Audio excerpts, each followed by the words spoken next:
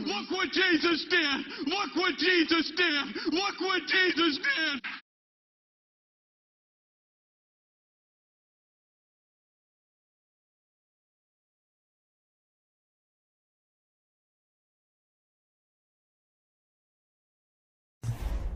A Republican House Judiciary Committee travels to New York City yesterday as part of their ongoing effort to harass and intimidate Manhattan District Attorney Alvin Bragg. The event was part of a propaganda campaign that's been run by the Republican Party, its allies and right-wing media, which attempts to paint big American cities as crime-ridden war zones, where violent criminals run free and the police have all been defunded. It's nonsense, but for them it's useful nonsense. And Republican Congresswoman Elise Stefanik, the third-ranking Republican in the House, went on Fox News to spread it. New York is the epicenter of this catastrophic crime crisis we're seeing across the country.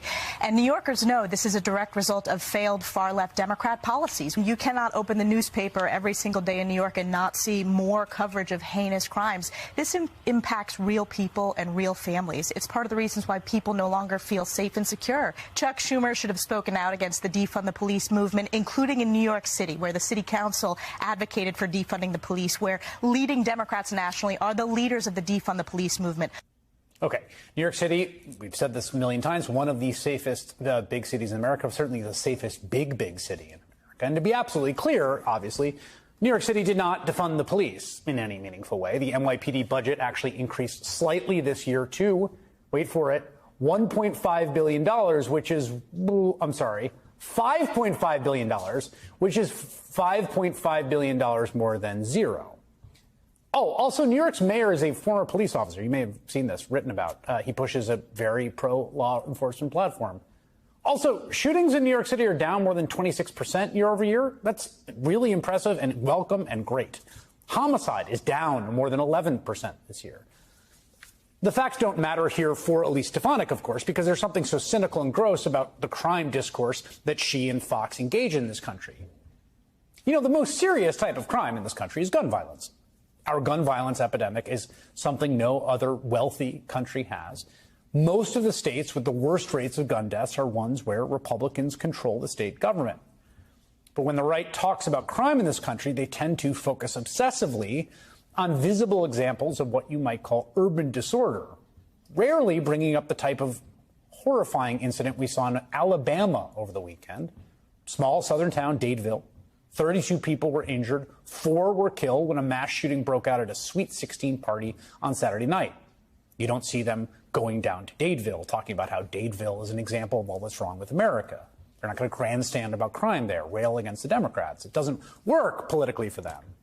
But it hits even closer to home than that, because over the weekend, there was a truly heartbreaking incident out of Washington County, New York. Now, Washington County happens to be in the district of none other than Elise Stefanik. And there, a 20-year-old woman named Kaylin Gillis was part of a group driving to a friend's house when they did what many of us have done, I'm sure, dozens of times in our life, and pulled into the wrong driveway. As they tried to turn the car around, the 65-year-old owner of the house reportedly opened fire on the car, killing Gillis. Somehow that didn't come up when Elise Stefanik was on Fox. What's even more upsetting is how closely that shooting echoes what we saw last week in Missouri, when a 16-year-old boy named Ralph Yarl accidentally went to the wrong address while trying to pick up his younger brothers. When Yarl rang the doorbell, authorities say he was shot twice through the door by a man who claims he thought his home was being broken into. Miraculously, Yarl survived the incident. There are 2 messages that come from conservatives that I think have brought us to this moment in the aggregate, where pulling into the wrong driveway or ringing the wrong doorbell gets you shot. The first, of course, is the message about guns. People are being told that guns are affirmatively good. Not only affirmatively good, they need to stockpile weapons for personal safety or to go to war against the government. The argument goes that everyone else is armed, so you better be armed too, so that you can pull the trigger first. That's message 1. The second message, and it connects to this, is a message about how terrifying it is out there. The constant stream of paranoia being fed to the American people by Fox if you watch their programming. The idea that danger lurks behind every corner. And the child who rang your doorbell is obviously there to murder you. This is the implicit and sometimes explicit message that plays constantly in right-wing circles across different kinds of media. At the same time, the Republican Party pretends to decry gun crimes, but only under the conditions that fit their narrative. In reality, the propaganda that they're spewing about guns and crime are going to make violence worse.